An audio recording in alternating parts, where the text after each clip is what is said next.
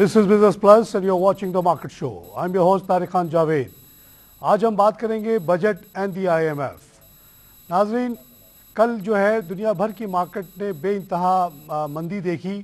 Shanghai market 2.8% down हो गई। इसी तरह तमाम सिडनी वगैरह की जितनी मार्केट्स थी उन्होंने ज़बरदस्त डिक्लाइन दिखाया है और इसकी वजह जो बताई जा रही है कि US जॉब डेटा बहुत पुअर आया, साथ साथ यूरोप की जो कंसर्न्स है जिसमें अब स्पेन भी शामिल हो गया है, उसने एक ऐसा माहौल क्रिएट कर दिया दुनिया में कि खासी पेसिमिज्म क्रिएट हो रही है। कमोडिटी प्राइसेस भी बहुत नीचे आ गई हैं। $80 की ऑयल की बात चल रही है और दूसरे कमोडिटीज़ भी नीचे आ रही हैं। यूरोप में जो कुछ हुआ उसका बहुत बड़ा ताल्लुक है डेफिसिट फाइनेंसिंग से। यूरोप के कुछ मुल्क यहाँ तक कहा जाता है कि ग्रीस जैसे मुल्क ने अपनी रियल फाइनेंशियल पोजीशन को छुपाया और दुनिया भर से वो कर्जे लेते रहे। उनके डेफिसिट बढ़ते चले गए, 5% के लेवल क्रॉस किया, 9% के लेवल क्रॉस किया और वो बढ़ते बढ़ते ऐसे डेट के लेवल पे आ गए हैं। ग्रीस मिसाल के तौर पे 140% ऑफ GDP बोरो कर चुका। तब दुनिया को समझ में आई और जब उनकी ऑडिट की गई उनके बैलेंस शीट की प्रॉपर तरीके से, तो पता चला कि वो झूठे फिगर्स देते रहे इंटरनेशनल इदारों को और इसी तरह वो बेवकूफ़ बना के दुनिया से बोरो करते रहे। जब उन पर सख्ती की गई और उनसे कहा गया कि अब आप अपने जो याशियाँ हैं उसको ख़त्म करें, अपने एक्सपेंडिचर को कम करें, तो वहाँ एक पॉपुलर रिवॉल्ट हो गया। उसके बाद इलेक्शन हुआ। इलेक्शन में बेसिकली वो ऑस्टेरिटी प्लान को रिजेक्ट कर रहे हैं। पाकिस्तान के सिलसिले में पाकिस्तान में भी आपको पता है कि डेफिसिट फाइनेंसिंग का बड़ा इशू है। इस सिलसिले में बात करने के लिए मैंने दावत दी है मिस्टर काशिफ इमरान साहब को, जो सीनियर इन्वेस्टमेंट एनालिस्ट हैं UBL फंड मैनेजर के। काशिफ, यूरोप का थोड़ा सा मैंने इसलिए हवाला दिया कि लोगों को पर्सपेक्टिव आ जाए। पहले तो आप हमें बताइए, अपनी एक्सपर्ट ओपिनियन दीजिए कि हम अगली बजट के बारे में बात करने से पहले, जो जुलाई से अप्लाई होगी, ये जो अभी रवा माली साल चल रहा है, इसमें आप डेफिसिट को एक्चुअली कहाँ पे जाकर रुकते हुए देख रहे हैं and how far it will be above 5% and how do you think the world specially IMF will react to that?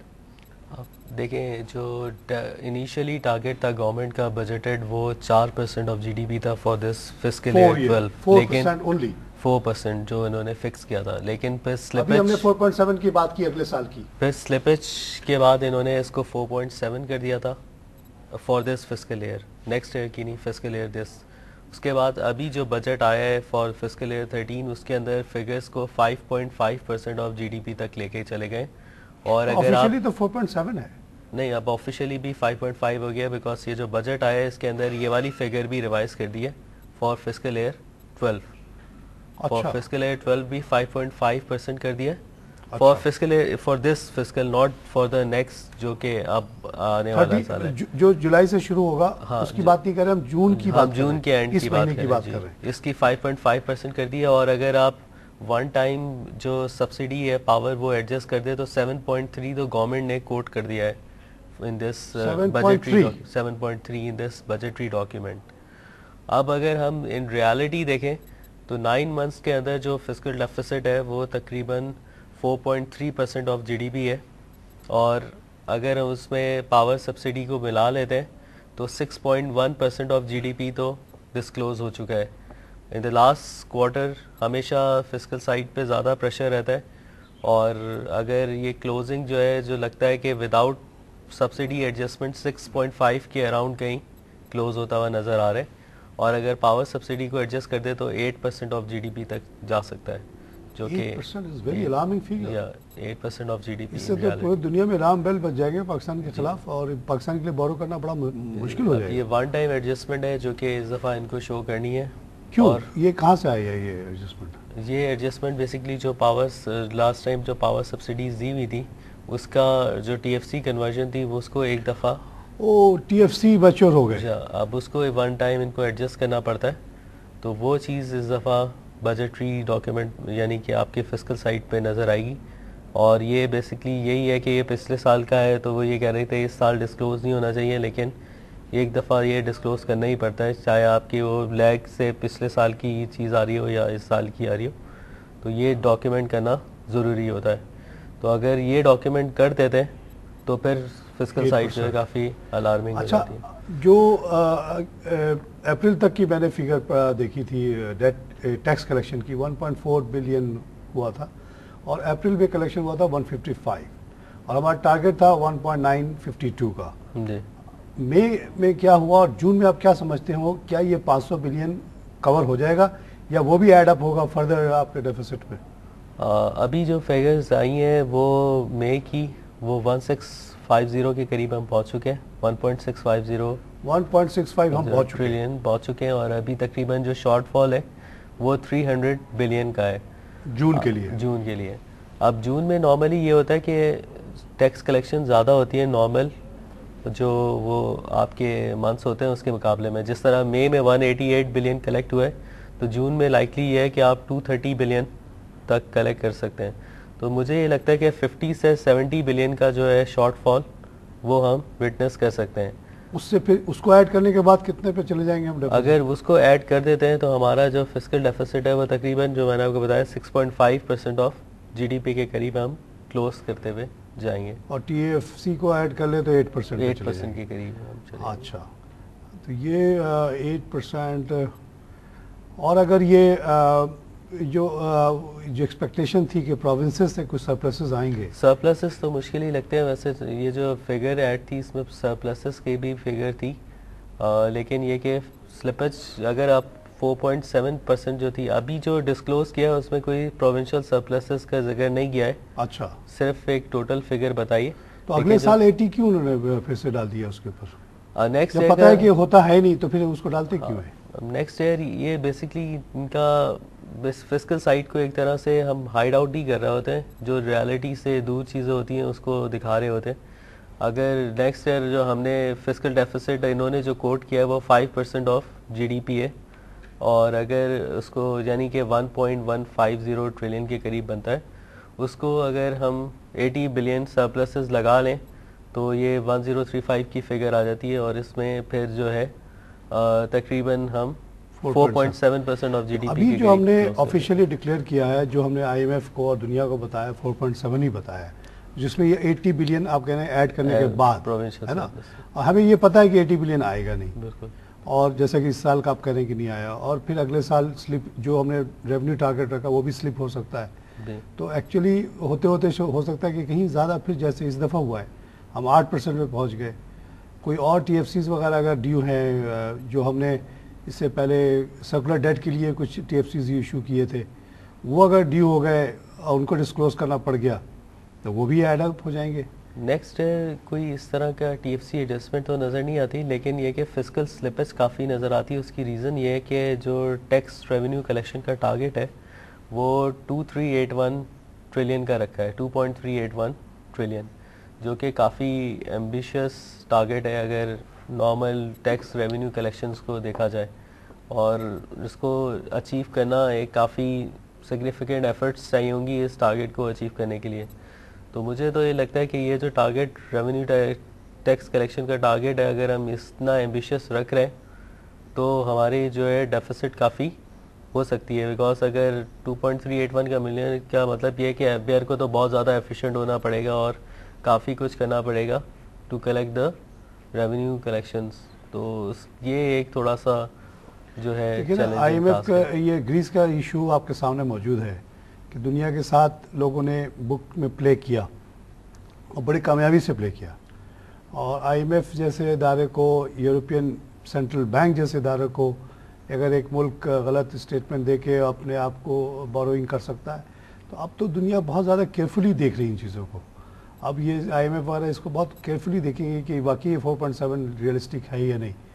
जैसे मैंने एक ऐसे लेमैन कहा कि भाई जब इस साल सरप्लस नहीं आया तो अगले साल क्यों आ जाएगा सरप्लस, कहाँ से आ जाएगा? प्रोविंस को कोई पैसा मिल गया वो क्यों वापस करे भाई सेंटर को?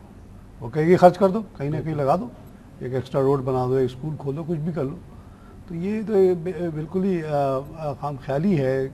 5% तो हर हाल में हो जाएगा, उसके अलावा जितना स्लिपेज होगा वो उतना ही जो है ना आपके परसेंटेज बढ़ते चले। जहाँ तक मेरी एस्टिमेट्स है कि ये तकरीबन दोबारा 6.5 के अराउंड ही कहीं क्लोज करेगा for next year as well. उसकी वजह ये है कि गवर्नमेंट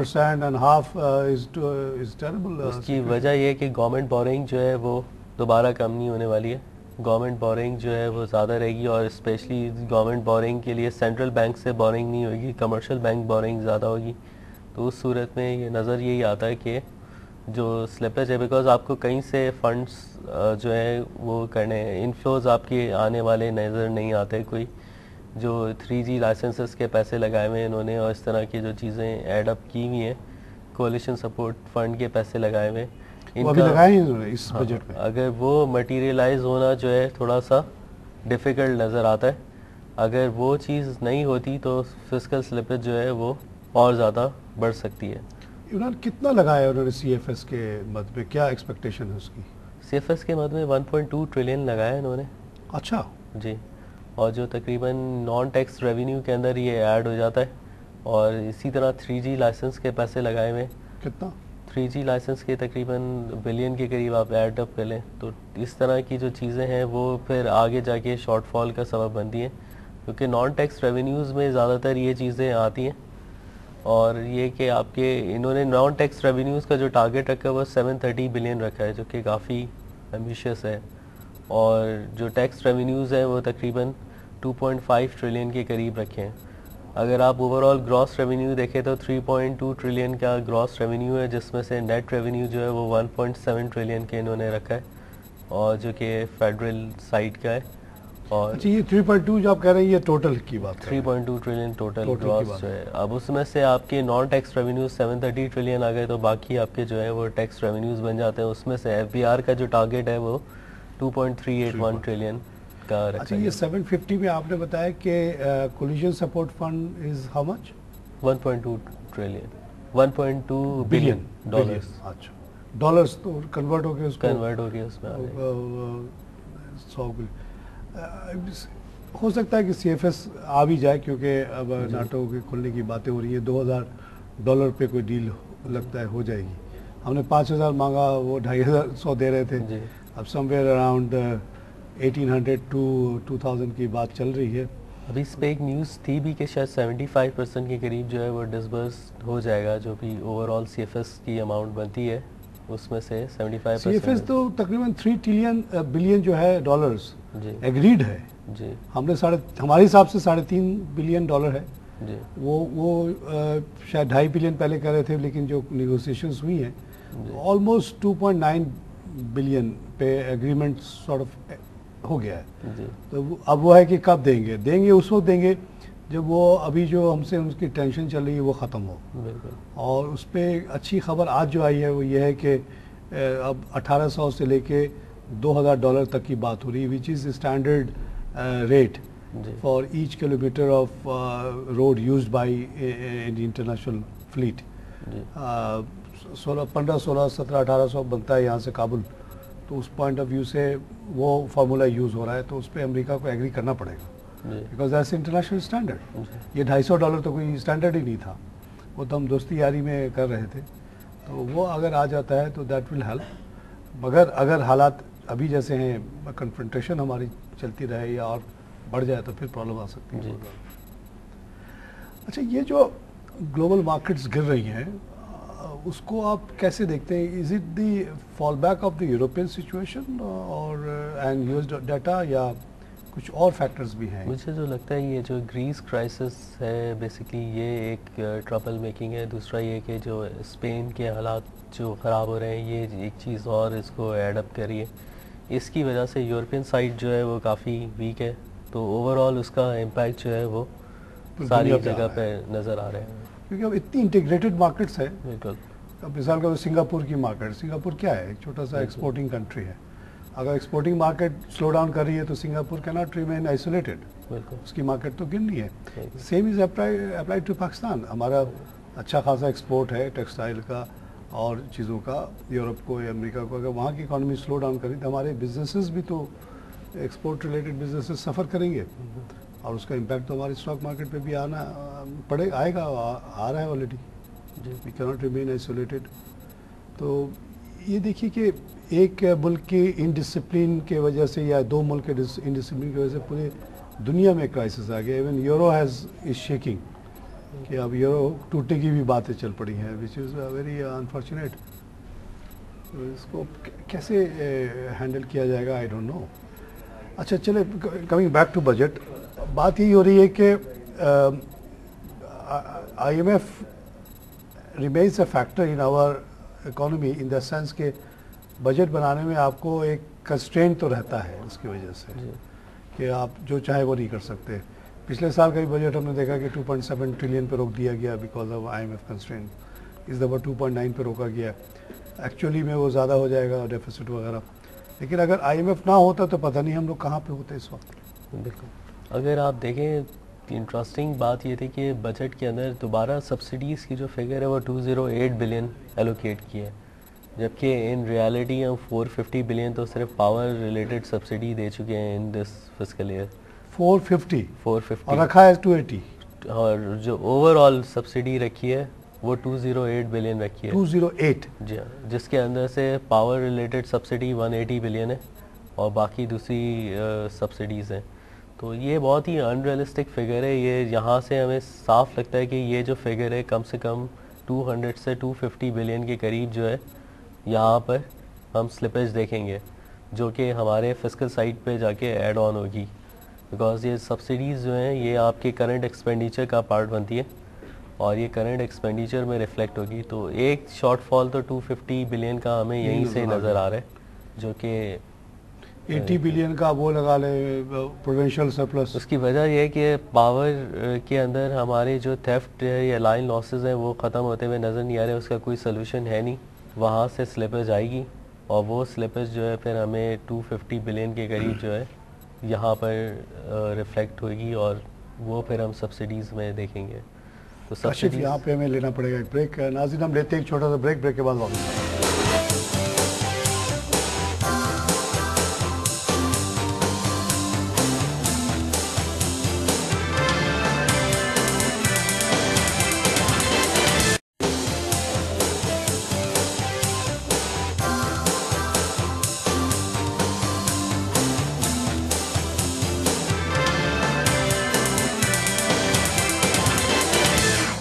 नाज़रीन, वेलकम बैक। हम बात कर रहे हैं बजट एंड दी IMF पे।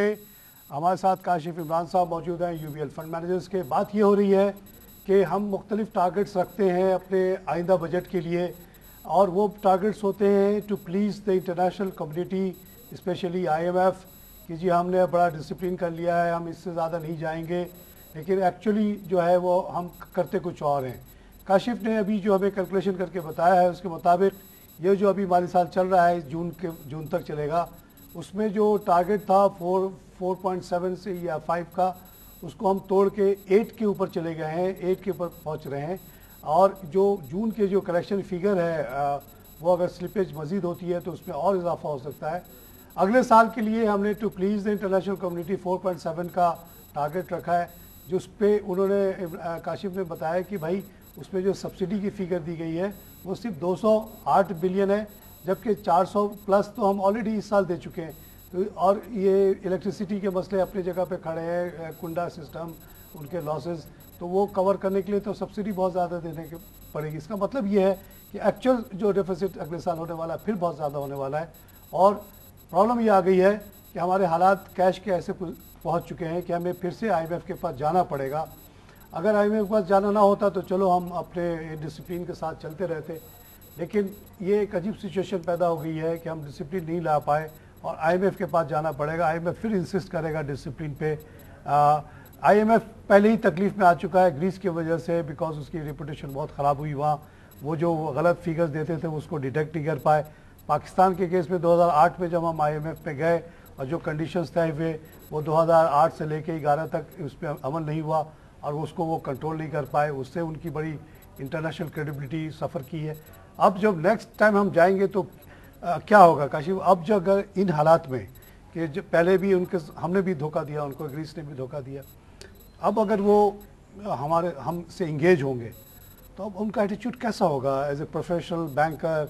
वो कैसे डील करेंगे पाकिस्तान को? जहाँ तक मेरे ख्याल से तो काफ़ी स्ट्रिक्ट होगा कंपेयर टू लास्ट जो भी उन्होंने एपिसोड हुई है, बिकॉज एक दफ़ा जो पाकिस्तान को पिछली दफ़ा तो काफ़ी टारगेट्स में उन्होंने उनके साथ एग्री कर लिया था, मगर इस दफ़ा टारगेट्स जो हैं वो फिर काफ़ी जो है एम्बिशियस किस्म के होंगे और फिर हमें एक तरह की जो है कड़वी गोली खानी पड़ेगी।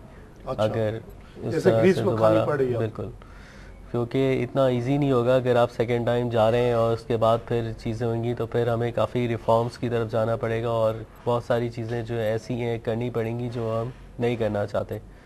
तो ये सब चीज़ें ख़ास तौर पर टैक्स रेवेन्यू करेक्शन के ऊपर बहुत ज़्यादा फोकस होगा, उसको ब्रॉडनिंग के लिए और उसकी टैक्स ब्रॉडनिंग और उसकी बेस बढ़ाने के लिए जो है काफ़ी एफर्ट्स दरकार होंगी। तो ये चीज़ें जो है ना आईएमएफ की उसमें होंगी। लेकिन आईएमएफ प्रोग्राम में जाने के लिए हमारी इस वक्त फिस्कल साइड तो ऐसी है जो कि इंडिकेट करती है कि हमें आईएमएफ प्रोग्राम में चला जाना चाहिए, जिस तरह का फिस्कल साइड इस वक्त चल रही है। लेकिन फॉर्चुनेटली हमारी करंट अकाउंट साइड जो है वो अभी बेहतर है, जिसमें करंट अकाउंट डेफिसिट जो है वो हमारा 2% ऑफ जीडीपी पे, यानी वो अभी हम 3.5 बिलियन डॉलर्स का खसारा उधर देख रहे हैं। तो वो चीज़ हमें अभी बचा रही है और उसकी वजह ये है कि हमारे पास रेमिटेंसेस का इन्फ्लो काफ़ी अच्छा आ रहा है। जो रेमिटेंसेस की फ़िगर है वो तकरीबन इस वक्त 12 बिलियन डॉलर के करीब है और जो क्लोजिंग नज़र आ रही है वो तकरीबन 13 बिलियन डॉलर के करीब नज़र आ रही है। तो वो एक ऐसा चीज़ है। दूसरी एक एक्सपोर्ट साइड, डिस्पाइट के जो यूरोपियन क्राइसिस चल रहे हैं उसकी वजह से एक्सपोर्ट्स पे काफ़ी हर्ट हुई है, लेकिन फिर भी हम नज़र आ रहा है कि हम 24 या 25 बिलियन के करीब जो है एक्सपोर्ट्स जो है वो शो कर देंगे। इन दो चीज़ों की वजह से हमारा जो करंट अकाउंट साइड है वो काफ़ी बेहतर है। जो एक क्राइसिस लाइक जो 2008 वाली सिचुएशन नहीं है कि 2008 में हम 8.5% ऑफ जीडीपी के करंट अकाउंट पे बैठे हुए थे। दूसरा ये ऑयल प्राइसेस नीचे आ गई हैं, तो ऑयल प्राइसेस का जो एक प्रेशर था वो भी इंपोर्ट बिल पे रिड्यूस का होता हुआ नज़र आएगा। कम हो सकता है, तो डेफिसिट जो है वो कम होता हुआ नज़र आएगा। तो ये चीज़ एक पॉजिटिव है। अगर इनफ्लोज आते रहे रेमिटेंसेस के इसी तरह और इंपोर्ट्स पे जो है वो थोड़ी सी ईज़ ऑफ हो जाता है, तो वहाँ पर हम करंट अकाउंट साइड जो है बेहतर पिक्चर शो करेगी, जो कि एक हमें आईएमएफ प्रोग्राम से बचा सकती है इस वक्त। अच्छा, मगर देखिए जो 3.5 बिलियन आपने कहा कि वो ऑलरेडी डेफिसिट हो चुका है, हो सकता है कि जून में डेफिसिट कम हो जाए और हालात वो उसमें जो एडिशनल अमाउंट आए वो थोड़ा ज़्यादा ना हो, मगर 3.5 तो देना है। इंटरनेशनल मार्केट में हमें आपको सेटल करना है बिल, आपने इंपोर्ट तो कर लिया, यू हैव टू पे द बिल नाउ। 16 बिलियन के हमारे पास रिजर्व्स पड़े हुए हैं, उसमें से अगर आप सपोज 4 बिलियन ये निकाल दें आप, तो 12 बच गए। 12 में से अगर हमें 4 डेफिसिट एडजस्ट हो चुका है, 3.5 जो है वो एडजस्टेड है, एडजस्टेड है। 16 में से निकलेगा नहीं। अच्छा चलिए, अगर हम अगला जो हमारा आता है वो कम आता है 300-400, वो भी निकलेगा उसमें से जी। फिर अगर ये 4 बिलियन की जो बात चल रही है कि आईएमएफ को देना इस साल जी, अगर वो देना पड़ गया 16 पे से, तो फिर हमारे रिजर्व्स बड़े टाइट इस साल हमें जो आईएमएफ पेमेंट करनी है वो 1.2 बिलियन डॉलर्स की करनी है। 1.2 बिलियन की अभी हमने कर दी है 2011 में, 2011 इस क्लोजिंग में, फिस्कल ईयर 12 में। अच्छा, फिस्कल ईयर 13 में 1.2 बिलियन की हमें मज़ीद पेमेंट करनी है और वो भी पार्शियल इंस्टॉलमेंट में 3 बेसिस पे करनी है। तो जो प्रेशर है वो अभी इतना नहीं है। उसके बाद वाले साल में फिर दोबारा हमारे पास 2 बिलियन डॉलर्स की पेमेंट होगी। अच्छा, इस साल पहले 2 साल 1.22 था, 1.2 उसके बाद 2 बिलियन आ जाएगा। अच्छा, तो हमारे पास जो प्रेशर है वो थोड़ा सा ईज ऑफ हो जाएगा। तो 1.2 बिलियन पे ये है कि अगर चले रिजर्व्स हम बहुत पैथेटिक साइड पे भी देखें, सारी एडजस्टमेंट्स कर लें, जिस आप कह रहे हैं कि 4 बिलियन अगर निकाल भी दें तो 12 बिलियन के करीब बनते हैं। तो 12 बिलियन के जो है उस पर जाके अलार्मिंग सिचुएशन हो जाएगी। फिर जो है हमारे पास तो स्टेट बैंक गवर्नर ने क्यों एकदम से बयान दिया कि जी वी हैव टू पे 4 बिलियन टू आईएमएफ और हमारे करंट अकाउंट डेफिसिट्स भी हैं, तो हमें जाना पड़ जाएगा। उन्होंने तो कैश की बात की थी कि कैश फ्लो हमारा ऐसा नज़र आ रहा है कि we have to go to IMF. I don't know whether he meant by going to IMF for rescheduling या डेफरमेंट या फ्रेश पैसा लेने जाना चाह रहे हैं, क्यों जाना चाह रहे हैं वहाँ? मेरे ख्याल से तो फ्रेश लोन ही होगा जो भी, अगर जाते हैं तो ये फ्रेश लोन लेंगे और उसकी रीपेमेंट साथ साथ करते रहेंगे। तो जो रीपेमेंट है वो फिर फ्रेश लोन से हो रही होगी। रीज़न यही है कि जो स्टेट बैंक के गवर्नर की, क्योंकि फिस्कल साइड काफ़ी प्रॉब्लम में नज़र आ रही है। दूसरा करंट अकाउंट साइड पे प्रेशर्स जो नज़र आ रहे थे वो है। मुझे जहाँ तक मेरा ख्याल है, जो मैं थोड़ा सा पॉजिटिव नज़र आपको स्टेटमेंट दे रहा हूँ करंट अकाउंट साइड पे, वो इसलिए दे रहा हूँ कि इस वक्त ऑयल प्राइसेस जो है वो काफ़ी ईज़ ऑफ हो चुकी हैं।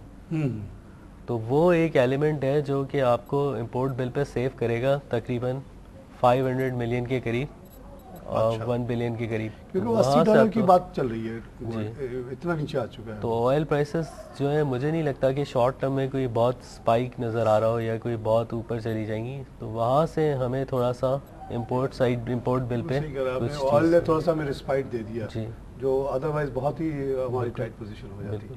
अच्छा मेरा प्रोग्राम का वक्त ख़त्म हो रहा है, आपकी जो एक्सपर्टीज़ है वो बैंकिंग एंड रिफाइनरी है जिस पे आप ख़ास तौर से फोकस करते हैं, तो इस बजट में इन दो सेक्टर्स पे थोड़ा बताया कि क्या हुआ, पॉजिटिव या नेगेटिव चीज़ें क्या हुई हैं। बैंक्स पे तो काफ़ी रिमर्स थी कि भाई कॉर्पोरेट टैक्स रेट बढ़ा दिया जाएगा 35% से 37.5 या 40% कर दिया जाएगा, वो चीज़ नहीं हुई है। अच्छा। तो एक तरह से बैंक के लिए पॉजिटिव हो गया है, क्योंकि पहले जो नेगेटिव रिमर्स चल रही थी कि कॉर्पोरेट टैक्स बढ़ाने की, वो चीज़ एलिमेंट नज़र नहीं आया। अच्छा, वो जो बात हो रही थी कि जो बैंक्स ट्रेजरी बिल पे बहुत बात पैसे हाँ, कमा रहे हैं, बिल्कुल। 13-14% वो वाला भी नहीं हुआ। तो उस पे जो प्रॉफिट हो रहा है उसको टैक्स किया जाएगा, हाँ। वो भी नहीं हुआ। वो भी नहीं हुआ कि ट्रेजरी बिल्स के वो ये था कि अगर ट्रेजरी बिल्स पे जा रहे हैं तो आप 50% के करीब टैक्स देंगे, लेकिन वो एसएलआर का चक्कर था। जो एसएलआर के अंदर ट्रेजरी बिल्स हैं उनको टैक्स नहीं किया जाएगा, उनके एक्स एसएलआर जो भी ट्रेजरी बिल्स बनते हैं उनके ऊपर 50% टैक्स किया जाएगा, लेकिन वो भी मटीरियलाइज नहीं हुआ। ये एक और पॉजिटिव पॉइंट चला गया। और जो चीज़ अभी हुई है वो ये हुआ है कि जो डिविडेंड इनकम थी एएमसीज़ में जो ऐड करे होते थे, यानी कि फ़ंड मैनेजर्स में या अपनी एसेट मैनेजमेंट कंपनीज में जो बैंक्स पैसे लगा रहे थे, उसके डिविडेंड के ऊपर 10% लगता था, वो 10% से बढ़ा के उसको 25% और 35% कर दिया जाएगा, यानी कि उसको नॉर्मल टैक्स की तरह 25 to 35। इस फेज वाइज उसको कह रहा है नेक्स्ट ईयर 25 हो जाएगा, अच्छा, उसके बाद जो है वो 35%। अच्छा 35 पे चला जाएगा 35 यानी 35 इज अ नॉर्मल टैक्स आ गया ना। अच्छा, तो ये चीज़ एक काफ़ी ये नेगेटिव हो गई। म्यूचुअल फंड को सपोर्ट करने के लिए ये 10% का रखा गया था। ये म्यूचुअल बेसिकली एक तरह का टैक्स आर्बिट्राज बन रहा था। अच्छा, म्यूचुअल फंड्स में रखने में बैंक्स को फ़ायदा ये हो रहा था कि 35% वो टैक्स दे रहे होते थे, यहाँ 10% दे रहे होते, तो 25% का एक जो है इससे म्यूचुअल arbitrage फंड को बूस्ट मिल रही थी एक तरह जी। से। तो अब ये खत्म होने से म्यूचुअल फंड को नुकसान हो म्यूचुअल जाएगा? फंड्स को नुकसान हो जाएगा, बिकॉज बैंक्स फिर इतना नहीं करेंगे अब, निकाल क्योंकि लेंगे। कैश डिविडेंड तो नहीं हो सकेगा। तो अब अब जो पैसा है- तो सारा बैंकों के पास ही है। जी बैंक से तो पास ये है। तो बड़ा आप लोग के लिए, जैसे आपके यूबीएल फंड मैनेजर के लिए तो बड़ा सेटबैक हो हाँ, जाएगा। ये एक जो है थोड़ा सा नेगेटिव न्यूज़ है। तो otherwise banking sector is doing okay. Banking sector उनको कोई प्रॉब्लम नहीं है, क्रेडिट डिपार्टमेंट्स वो बंद कर रहे हैं आस्ते आस्ते, सारा ट्रेजरी में पैसा लगा रहे हैं, बैठे हुए कमा रहे हैं, बिल्कुल। They are having hay time जिसको कहते हैं। जी। अच्छा, what about refinery, any Refineries- impact on refinery with this budget? Refineries पे सिर्फ एक ही न्यूज़ थी कि जो फेड होता है ल्यूब बेस ऑयल या जो लुब्रिकेंट्स होता है उसके ऊपर पहले फेड लगता था, वो फेडरल एक्साइज ड्यूटी को ख़त्म कर दिया गया है, जिसकी वजह से जो अब प्राइसेस हैं उसके अंदर ये एक एडजस्टमेंट आ जाएगी। तो ये एडजस्टमेंट जो है बेसिकली जीआरएम्स को, ग्रॉस रिफाइनरी मार्जिन्स को थोड़ा इम्प्रूव कर देगी, जिसकी वजह से specially national refinery, because national refinery lubes के अंदर डील करता है, तो उसको एक फ़ायदा हो सकता है। अच्छा, बाकी और रिफाइनरी के ऊपर कोई नॉन इवेंट था। डीम ड्यूटी पे कोई बात इस दफ़ा नहीं की गई है, तो डीम ड्यूटी को रखा जाएगा, जो कि एक सब्सिडी के तौर पे ही ट्रीट होती है डीम ड्यूटी, लेकिन वो अभी कंटिन्यू की जाएगी। अच्छा, थोड़े से अगर हम ऑयल प्राइसेस की बात करें तो ये रिफाइनरी पे उसका कोई असर आएगा ये कम होने से? वो जो कहते हैं कि इन्वेंट्री को gain, inventory loss. Oil refinery जो रिफाइनरीज हैं उनका ऑयल प्राइसेस का बढ़ना या कम होने का मसला नहीं होता, उनका एक्स रिफाइनरी प्राइसेस जो उनकी प्राइसेस हैं, और एक्स रिफाइनरी प्राइसेस अगर इससे ज़्यादा ऑयल यानी ऑयल प्राइसेस से ज़्यादा ऊपर रहती हैं तो उनको स्प्रेड मिलता रहता है। अच्छा, अगर x refinery prices oil prices से नीचे चली जाएंगी तो उनका नुकसान होता है। तो जो मार्जिन है उनका वो बेसिकली एक्स रिफाइनरी प्राइसेस और जो फाइनल प्राइस है उसका डिफरेंशियल जो है वो उनका मार्जिन होता है।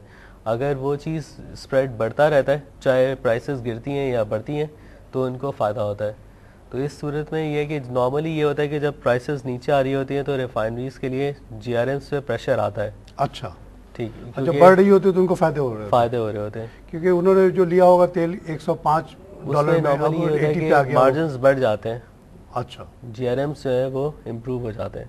अच्छा। तो अभी ये है कि GRMs for the month of May तो बेहतर है, लेकिन अब देखते हैं कि for the month of June किस तरह के GRMs बनते हैं।